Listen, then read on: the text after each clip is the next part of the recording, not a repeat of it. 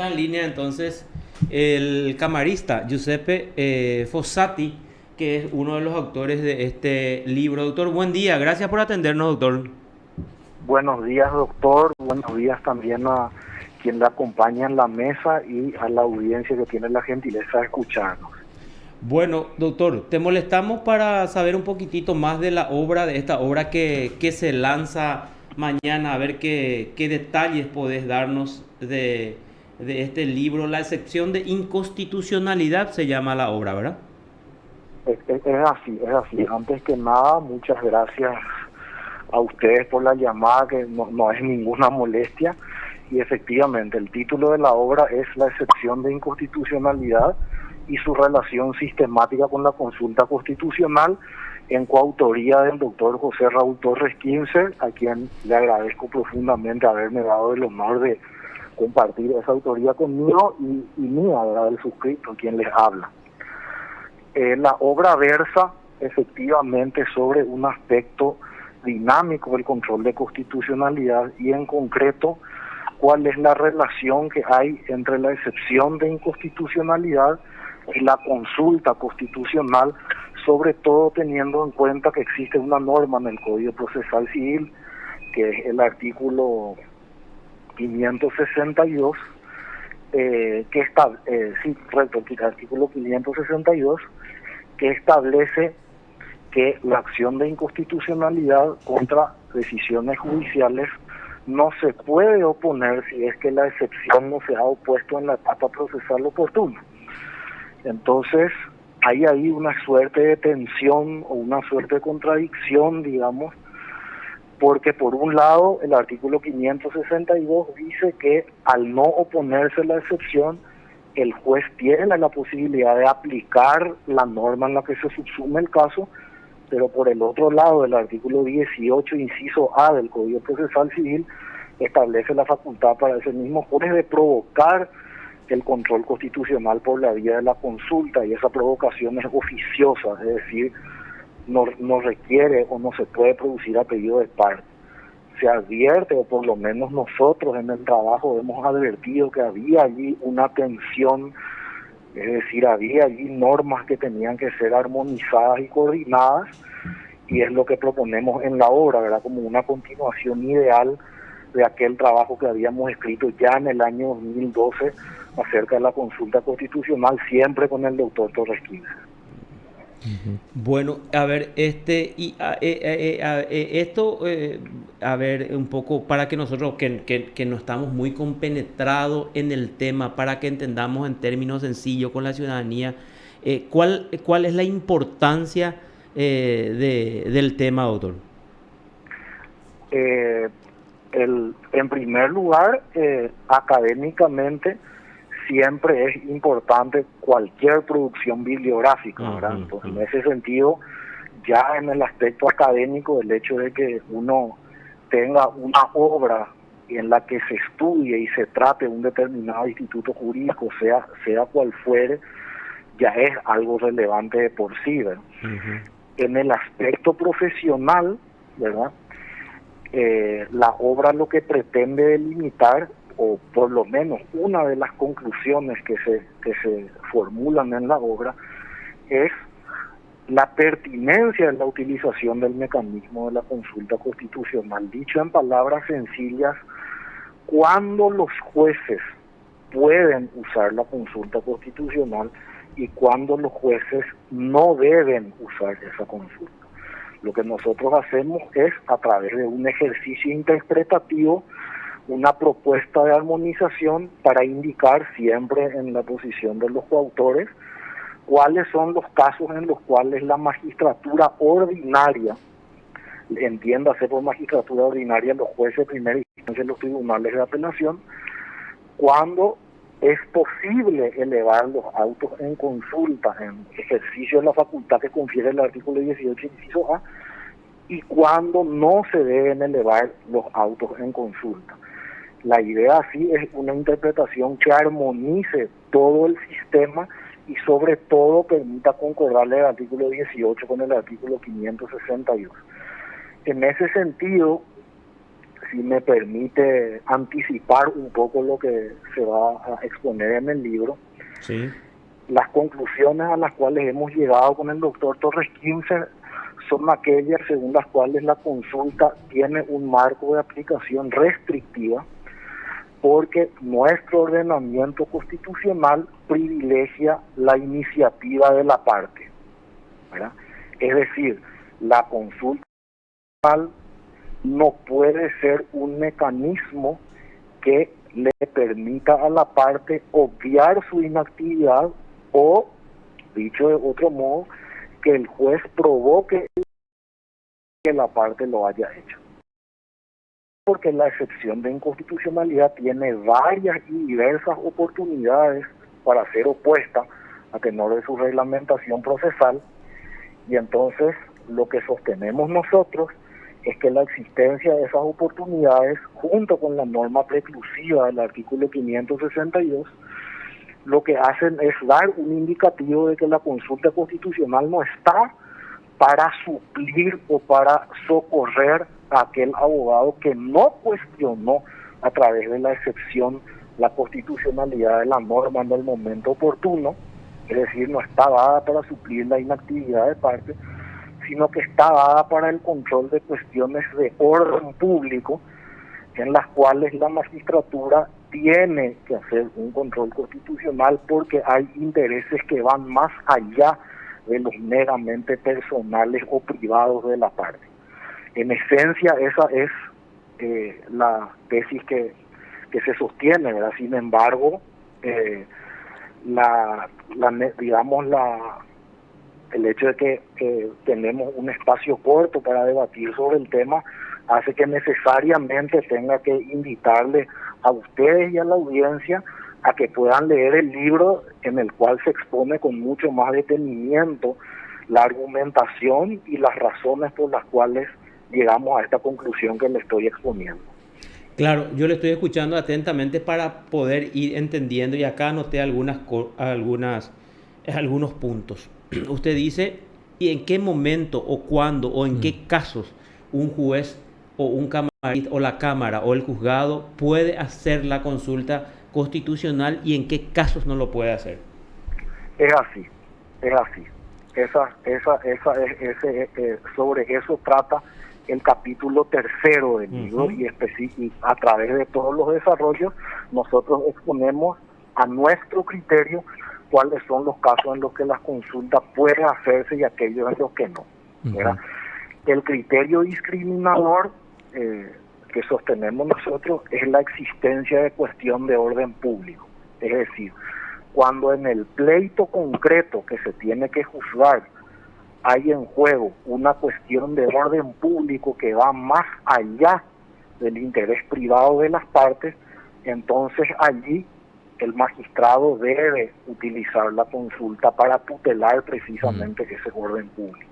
Doctor, y ahí para que entendamos bien, ¿podrías darnos un ejemplo? Así, imagínate que nosotros somos tus alumnos y la gente que nos escucha también sean tus alumnos. Entonces, siempre en la escuela, en el colegio, en la facultad, para que el alumno pueda entender bien, se pone un ejemplo.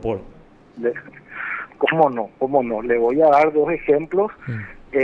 No sin antes recordarle, doctor, que en el libro están propuestos varios. ¿Sí? Y no solo a modo de ejemplo, sino con validación jurisprudencial. Es decir, en el 3er capítulo del libro hay varios casos tomados de la jurisprudencia de la Sala Constitucional en los cuales se evalúa si la consulta era o no proponible. Eso, o sea, lo van a encontrar en el libro analizado respecto de jurisprudencia efectivamente existente. Ahora, para hacer un ejemplo hipotético, como usted me pregunta, existen normas, por poner un ejemplo, que establecen que en determinados casos la excepción de prescripción no se puede oponer, ¿verdad? Hay determinados entes jubilatorios que tienen reconocida en su carta orgánica una exhibición de la excepción de prescripción, es decir, cuando ellos ejecutan un crédito, el demandado no les puede oponer la prescripción. En este caso, la prescripción es esencialmente renunciable, Eso es lo que establece el artículo 640 del Código Procesal, del Código Civil, ya que la prescripción ya cumplida puede renunciarse. Entonces, si la prescripción cumplida puede renunciarse, eso indica que esa cuestión de prescripción está reservada únicamente al interés o al derecho privado de esa parte.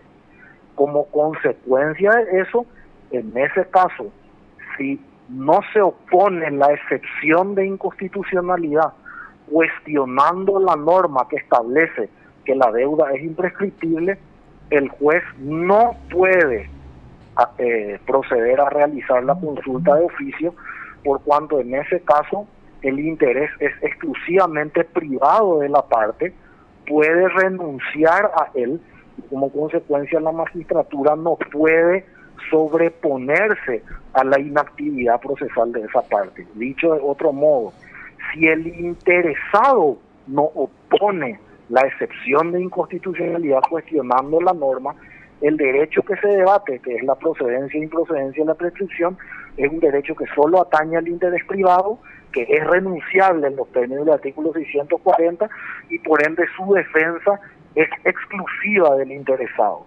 En esos casos, si no se opuso la excepción, la consulta no puede tampoco ser formulada porque el juez estaría supliendo la inactividad procesal respecto de la tutela de un interés absolutamente privado. Ese sería un ejemplo del caso de improcedencia. Claro, ¿verdad? a ver, Caso, la improcedencia, ahí te quiero tener un poquitito, a ver si entendí, porque es muy importante entender. Si mi defensa, o sea, yo tengo que recurrir, entonces plantear esa excepción y tengo que decir, esto es correcto. inconstitucional que para el Así es. IPS no prescriba mi deuda, si para en Por todos los ejemplo. casos prescribe la deuda y cómo el IPS me va a demandar después de 20 años, si después de 10 años ya prescribe, entonces digo, el reglamento o la ley del IPS es inconstitucional porque se establece que las deudas prescriben, entonces yo planteo esa excepción de inconstitucionalidad, entonces sería así más o menos, doctor. Es exactamente así. O sea, la parte, usted en este caso que es el demandado, va a plantear esa excepción de inconstitucionalidad y tiene todo el derecho del mundo y todas las oportunidades procesales para hacerlo. Pero si no lo hace, le precluye el derecho y la magistratura ordinaria tiene que aplicar esa ley sin importar el hecho de que pueda aparecer como inconstitucional porque el interesado no opuso la defensa en el tiempo oportuno. Es exactamente así. ¿Y cuándo Ahora, es procedente? Correcto, existen otros casos en los cuales la consulta constitucional va a ser procedente en ausencia de la actividad de parte, porque el mecanismo de la consulta constitucional justamente está previsto como una facultad de oficio que el juez utiliza. Y eso va a ser procedente cuando existen cuestiones de orden público que van más allá del interés privado. Por ejemplo, los casos típicamente, los casos que pueden funcionar como un ejemplo típico son los casos de los fueros tuitivos, ¿sí? Supóngase, por ejemplo, que exista una norma que establezca que a un menor de edad se lo puede condenar sin escucharlo, ¿verdad? En ese caso, la necesidad de proteger a ese menor por su condición de ser menor de edad, niño adolescente, implica una obligación incluso estatal y establecida en tratados internacionales de las cuales el interés privado no puede dispensarse. O sea, el magistrado que tiene una causa en la cual está en juego un interés del menor tiene que aplicar las normas sin importar lo que las partes digan al respecto, porque él tiene que proteger a ese menor. En consecuencia, si en el ejercicio de la función jurisdiccional aparece un caso en el cual haya una norma que vulnere derechos constitucionales de ese menor, allí está en juego el orden público y ya es irrelevante que la parte oponga o no ponga la excepción. El magistrado, si encuentra méritos para ello, tiene que hacer la consulta. Correctísimo. A ver, o sea, usted me va a poder corregir, doctor. Yo creo que en algún caso, en algún juzgado se dio un caso similar. O sea, la Constitución establece que una persona tiene derecho a su identidad hasta la muerte, ¿verdad? O Es sea, así, es así. bueno, y existen disposiciones legales que dicen que yo puedo reclamar o hacer una demanda con respecto por decirte, a reclamar la paternidad de alguien eh, en un plazo establecido. Entonces, ahí yo podría hacer una consulta, entonces, a la corte y decir cuál es lo que prevalece o no hay necesidad de hacer una consulta. Si acá la Constitución me garantiza mi derecho de identidad hasta la muerte como una norma de rango menor, me va a limitar el plazo para hacer efectivo ese derecho constitucional que yo tengo. Es exactamente así, doctor, y al respecto quisiera hacerle dos puntualizaciones, Sí, por ¿verdad? favor.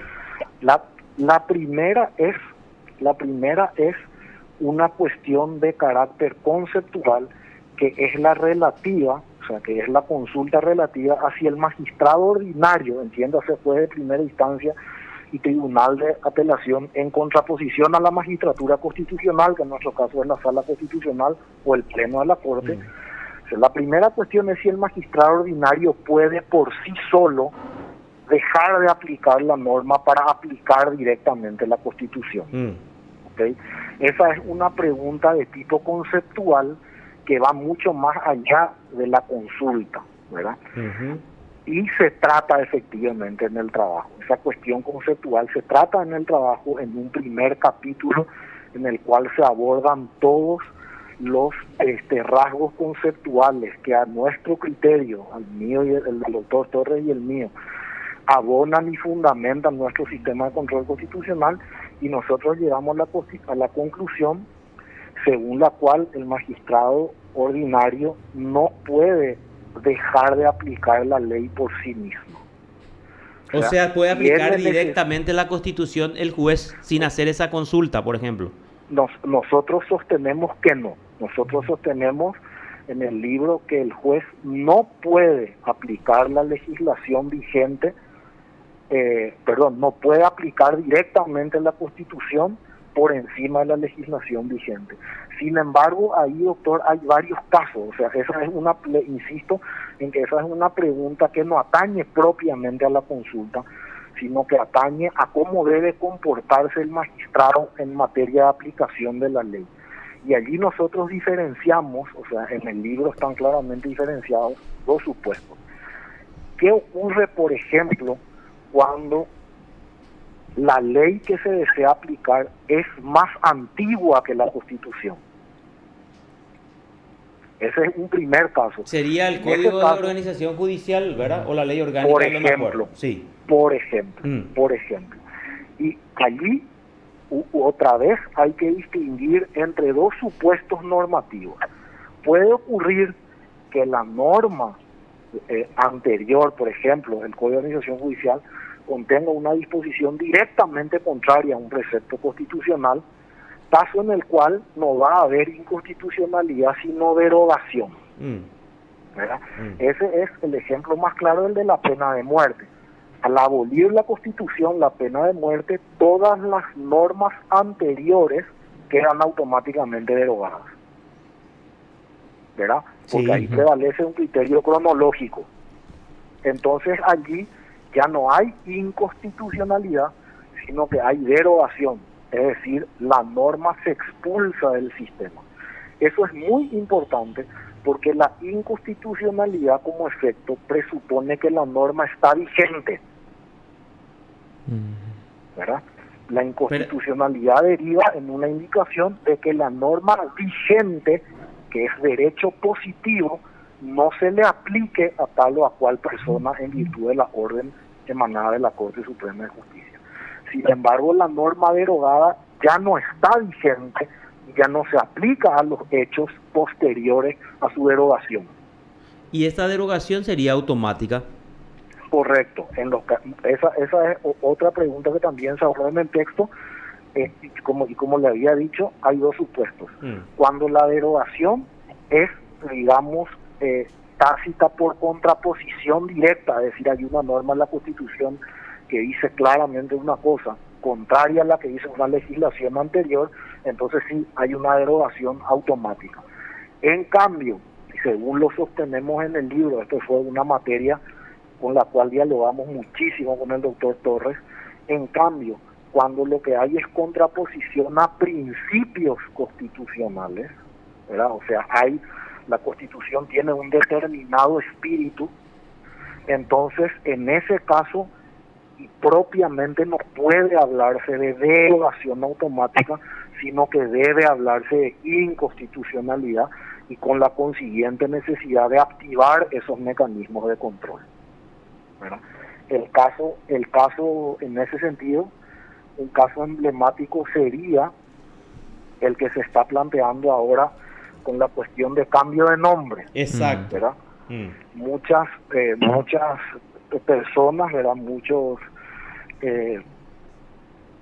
digamos, existen casos en ese sentido en los cuales ciertos sectores de la sociedad han sostenido que existe una norma, que es la norma establecida en la ley del registro civil, que sería contraria a principios constitucionales.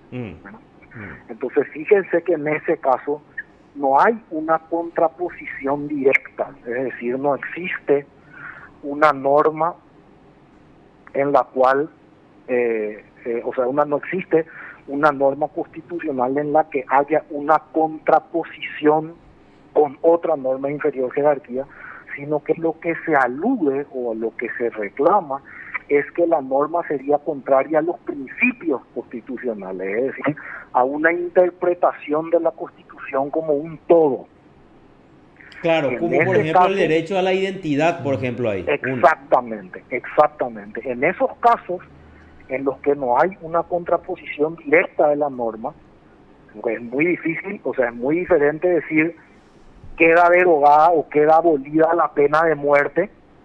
¿Ves? Ahí nosotros tenemos una formulación normativa precisa a decir queda reconocido el derecho a la identidad. En el segundo caso hay que hacer una interpretación del espíritu de la Constitución para entender qué es lo que quiere decir y cómo tenemos que interpretar la norma de inferior jerarquía. En esos casos, en los que se trata de principios más generales o de cuestiones que requieren una interpretación constitucional, lo que sostenemos en el libro es que tiene que haber un pronunciamiento de la magistratura constitucional y no se puede hablar de derogación. O sea, solamente la Corte es la que puede aplicar, el juez ni la Cámara lo pueden aplicar en forma directa, así, de acuerdo a la postura que ustedes sostienen. Exactamente. Y eso quería precisar porque en los últimos tiempos han habido muchas opiniones en sentido contrario, ¿verdad? Entonces, lo que nosotros sostenemos es una posición académica con el doctor Torres, ¿verdad? En cuya virtud la magistratura ordinaria no puede declarar por sí la inconstitucionalidad de una norma. Y eso es muy importante, doctor, porque en el libro quisimos hacer mucho énfasis en el hecho de que nosotros hablamos mucho de inconstitucionalidad constantemente, inclusive ahora en esta misma entrevista opinamos y decimos tal cosa es constitucional o tal cosa no lo es, ¿verdad?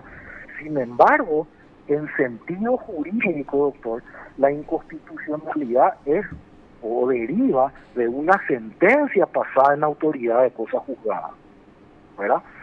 La inconstitucionalidad no es una opinión que nosotros podamos tener o no, sino que en su aspecto procesal se traduce en una decisión jurisdiccional emanada de autoridad competente para el efecto, ¿verdad?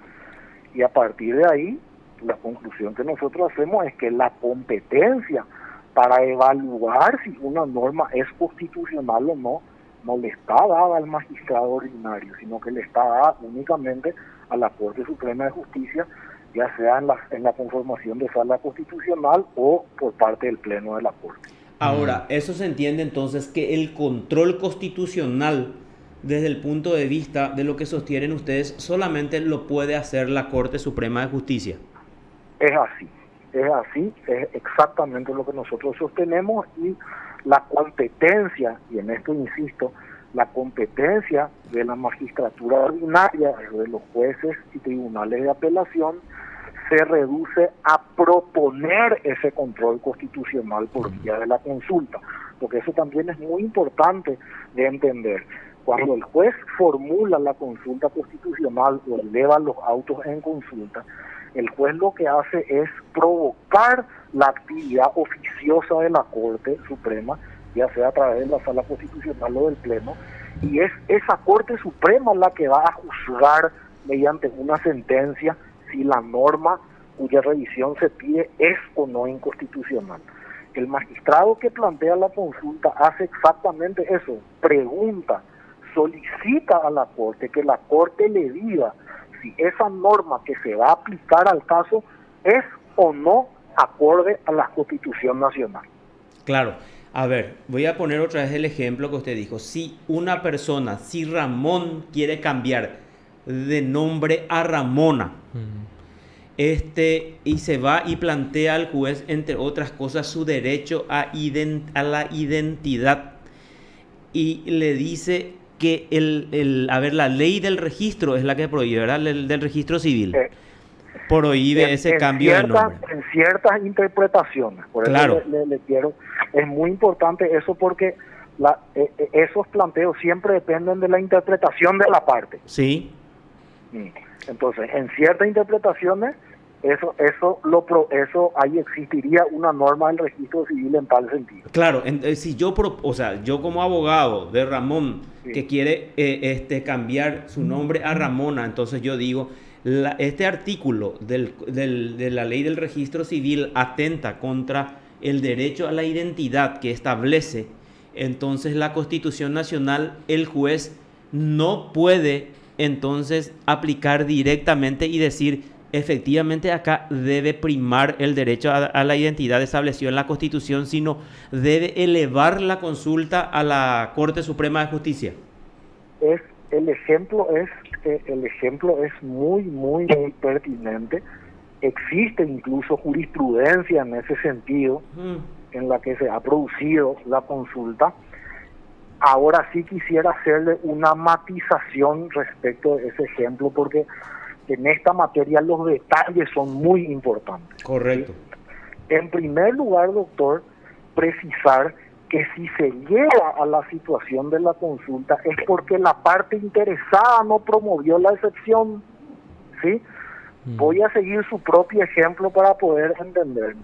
Si usted es el abogado de Ramona, como me dijo, y promueve la demanda, alguien le va a contestar esa demanda. Sí. ¿Verdad? Probablemente el Ministerio Público. Sí. Y el Ministerio Público va a invocar la norma del registro civil. Sí, señor. ¿Verdad? Usted ahí mismo puede oponer la excepción de inconstitucionalidad. Y ya no va a existir problema de consulta alguno, porque usted como abogado de la persona interesada pide el control de la norma que es contraria a sus intereses o contraria a su posición procesal. ¿Entiende? Sí. O sea, eso es un primer aspecto que tiene que ser destacado, porque la consulta siempre llega para, en cierto modo, suplir la inactividad de las partes. ¿Verdad? Si usted como abogado de Ramona no tiene por qué depender o por qué esperar que el juez haga la consulta.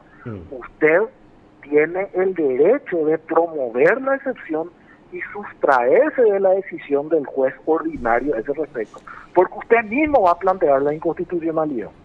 ¿Se entiende? Sí, se entiende. Entonces, clarísimo. Y a modo de ilustrar en un caso concreto también, sí, adelante, doctor. No, ahí sí me permite, porque es muy importante esto, pero ahí sí me permite. Por eso es importante entender que la consulta siempre llega como una consecuencia de que la parte no se defendió de esa manera. Y por eso es que la consulta está prevista como una medida de mejor proveer. Es decir, en un sentido técnico, es muy difícil hablar de una obligación del juez de elevar en consulta. ¿Sí? Lo que el juez puede hacer es considerar oportuno elevar la cuestión a consulta cuando él advierta que existan este tipo de derechos en pugna en los cuales está involucrado el orden público. Pero el juez tiene también la potestad de no hacerlo. Por eso es que y eso es importantísimo, por eso es que la consulta no puede concebirse como un mecanismo de suplir la inactividad de la parte. Insisto otra vez en el ejemplo que dio el doctor Benítez. El abogado de Ramona podía él solito ir en excepción de inconstitucionalidad sin depender de nadie. Sí. Pero cuando no lo hace así, el juez ya evalúa, de acuerdo a la circunstancia del caso, si él considera oportuno recurrir o no a la consulta. Por eso es que no hay que pensar en la consulta como un sucedáneo de la inactividad del abogado o de la parte interesada. La consulta siempre va a llegar en una situación especial o peculiar en la cual la parte no se activó para promover ese control. Porque si la parte opuso la excepción, ya la consulta no es útil y no se puede aplicar. Claro, y en ese ejemplo, siguiendo el mismo, de Ramón a Ramona, si yo como abogado no planteé esa excepción de inconstitucionalidad, el juez, eso sería de orden público, o sea, como era que dijo, o sea, el juez estaría facultado o obligado a hacer esa consulta, a suplir esa negligencia mía, entre comillas, digamos. Correcto, exactamente, y allí quiero insistir, no está obligado el juez. El juez no tiene obligación, en nuestra opinión, conforme con lo que se sostiene en el libro, allí no hay una obligación propiamente dicha en el sentido técnico, porque si usted se fija, la consulta constitucional prevista en el artículo 18 del Código Procesal Civil, que dice que los jueces y tribunales podrán, aún sin requerimiento de parte. O sea, le da una atribución facultativa al magistrado, a diferencia del artículo 15, porque en el artículo 15, como deber del magistrado, no está prevista la consulta. ¿No está prevista? No, en el artículo 15 no está prevista la consulta. Por eso es que nosotros, a través de la interpretación que se hace en el libro, concluimos que la consulta es una facultad del juez. ¿Por qué? Porque siempre está de por medio la inactividad de la parte. Insisto en eso, está siempre la inactividad de la parte. Ahora, como facultad del juez, es posible que el juez considere oportuno, al debatirse cuestiones de orden público, y sin duda la disciplina del nombre es una cuestión de orden público, entonces el juez puede considerar oportuno elevar los autos en consulta. Excelente. Pero entonces, resaltando siempre, es una facultad del juez. Correcto. Y también resaltando, doctor, en nuestra interpretación académica, ¿verdad? Porque existen otras corrientes que también se explican en el libro, eso está muy documentado. Existen otras corrientes que consideran que la consulta la debe hacer el juez en cualquier caso. Siempre que el juez advierta una discrepancia normativa entre la legislación de inferior grado y la Constitución, el juez debe proceder a la consulta. Existen también opiniones que sostienen esa postura. Nosotros, como corresponde académicamente, hemos referido quiénes son las personas que sostienen eso y hemos expuesto las razones que a nuestro modo de ver nos llevan a concluir por esta posición que yo le estoy explicando ahora en esta entrevista. Doctor, y para ir concluyendo, ¿qué pasa si el juez falla a mi favor y dispone el cambio de nombre de Ramón a Ramona y dice que efectivamente debe primar de acuerdo siempre a la postura de ustedes, debe primar ese derecho a la identidad con relación a lo que establece el artículo del registro civil de la ley? Por eso de vuelta, allí tenemos que diferenciar todos los posibles escenarios, porque le repito, nosotros estamos en el escenario en el cual la parte no opuso la excepción. En eso nunca se va a insistir lo suficiente, porque hay que entender que la parte tiene todos los mecanismos para hacer eso. Y en consecuencia, lo que haga el juez, por lo menos según lo que sostenemos con el doctor Torres en el libro, lo que haga el juez siempre va a suplir de alguna manera la inactividad de la parte. En esa tesis, en esa tesitura, puede ocurrir perfectamente que el juez aplique la ley que él considera que puede aplicar, ¿verdad? No aplica la Constitución, sino que él aplica directamente la ley ordinaria, ¿verdad? Eso lo permite expresamente, por lo menos según lo que nosotros sostenemos, lo permite expresamente el artículo 562, ¿verdad?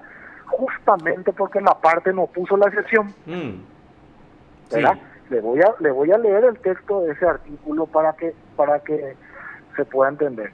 Si no se hubiese opuesto la excepción de inconstitucionalidad en la oportunidad establecida por el artículo 538 y el juez o tribunal resolviere la cuestión aplicando la ley invocada por la contraparte, no podrá impugnarse la resolución por vía de acción de inconstitucionalidad. O sea, el artículo 562, cuyo análisis es central en nuestro libro, o sea, lo que para el doctor Torres y para mí es una norma verdaderamente decisiva, le dice claramente que si la excepción no se opone, la norma cuestionada se puede aplicar, ¿verdad? Y eso justamente porque no se pidió en su momento. Ahora, si no obstante eso, tratándose una norma de orden público, el juez igual eleva la consulta, allí el juez no puede decidir porque tiene que esperar la respuesta de la Corte, tiene que esperar la sentencia que emita la Corte Suprema de Justicia y sobre la base de esa sentencia recién juzgará la causa. Porque si la Corte estima que la norma es inconstitucional, la consecuencia de eso es la inaplicabilidad de la norma para el caso concreto, ¿sí? Eso también es importante, no sé si hay 30 segundos más. Sí, hay. Sí, la escuchamos. Eso también es importante, doctor, porque como se explica en el libro muy ampliamente, esta es una cuestión en la que hemos también trabajado mucho con el doctor Torres. Como se explica en el libro, la sentencia de inconstitucionalidad solamente tiene efecto para el caso concreto. Sí. Me permito usar su mismo ejemplo. En el hipotético caso de Ramona, si hubiese una decisión de inconstitucionalidad, ya sea a través de la excepción o a través de la vía de la consulta, eso le va a beneficiar solamente a Ramona. No puede después venir María e invocar la sentencia de Ramona. No, María tiene que volver a oponer la excepción y volver a obtener otra sentencia, porque el efecto de la inconstitucionalidad se da solo para el caso concreto. Claro, y cuando tengamos, digamos, posturas repetidas de parte de la Corte, en un sentido, por ejemplo, ya podríamos plantear entonces la modificación de esa norma. Usted lo describió perfectamente. Según la reconstrucción de nuestro modelo de justicia constitucional, tal como la proponemos en el libro con el doctor Torres, la existencia de reiterados pronunciamientos a favor de diversas personas sobre la inconstitucionalidad de una norma es en realidad un incentivo o un estímulo para que el poder legislativo, que sí tiene competencia para eso, modifique o derogue la norma en cuestión. Eso está expresamente previsto en una modificación de la ley 609, en la cual se establece que las sentencias que declaran la inconstitucionalidad de actos normativos deben ser comunicadas al Poder Legislativo, justamente para que ocurra esto que usted está diciendo ahora con muchísima claridad. La idea es que a través de los reiterados pronunciamientos sea el Poder Legislativo o el Poder Ejecutivo, si se trata de un decreto, pero en cualquier caso sea el órgano que es competente para eso dentro de la división de poderes, el que adopte la decisión de modificar o derogar la norma. Perfectísimo. Bueno, claro, un gustazo que nos haya explicado todo esto, Doctor Lucas, ¿vos tenés alguna consulta para el doctor o no? No, quería poner nomás el ejemplo en concreto del caso de la persona trans que había recurrido justamente con una acción, una Allí, demanda civil. doctor, Sí, Sí, doctor, allí quiero interrumpirle porque ese caso en concreto, eh, no vas yo a poder como opinar porque sí, magistrado vos intervenís. exacto, doctor. estoy aguardando la respuesta de la consulta, Ujú. entonces no quisiera preopinar porque eso sí ya es un caso específico Claro, doctor. que estaría eventualmente bajo mi jurisdicción, entonces, bajo mi jurisdicción como magistrado de la cuarta sala, entonces le pido mil disculpas, pero en ese caso concreto quisiera abstenerme de responder. Perfecto, Correcto. se entiende perfectamente, doctor. Y a modo de consulta nomás, esa consulta que ustedes hicieron, doctor, como tribunal de apelación se hizo con el artículo 18 del Código Procesal Civil, ¿no, doctor? Es correcto, es correcto. La consulta que se formuló en su momento, es una decisión que se menciona en el libro como precedente jurisprudencial, que está citada, se hizo específicamente con invocación del artículo 18 del Código Procesal Civil, es tal cual. Doctor, entonces es categórico en el sentido de que sí la Corte puede evacuar consultas, porque siempre pues se dice, e incluso Correcto, creo que sí fue señor. motivo de causal de enjuiciamiento de algunos ministros ese tema de la consulta.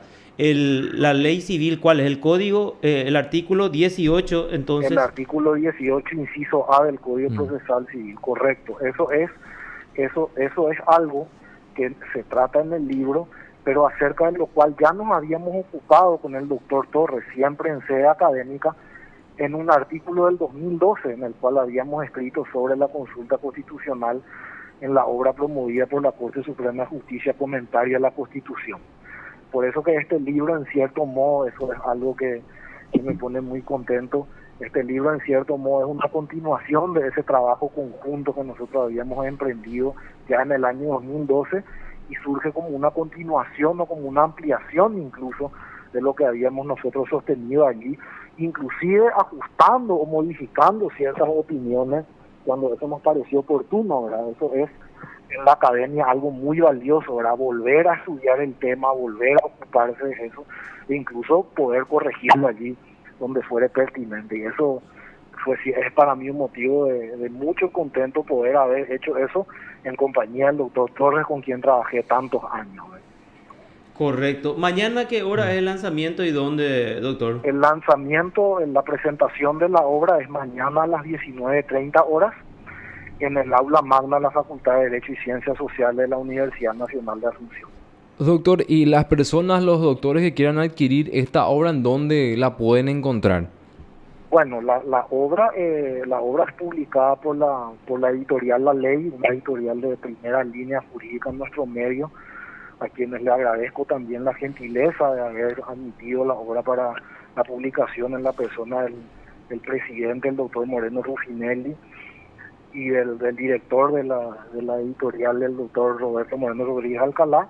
Entiendo los aspectos, digamos, de venta en sí mismo, no los manejo tanto, pero entiendo que el libro ya está disponible para su reserva en la editorial, y además de ello también entiendo que van a estar a la venta en la presentación de mañana.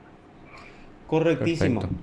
Doctor, muchas gracias por su tiempo y bueno, felicitaciones por la presentación de esta nueva obra. Muchas gracias a ustedes por la llamada, gracias también al doctor Saracho que le acompaña, y les esperamos a todos. Muchísimas gracias. Muy Gracias a amable, vos, doctor, ¿eh? doctor. Hasta luego. Gracias a ustedes. Hasta luego. Te informó PDS Radio TV Digital.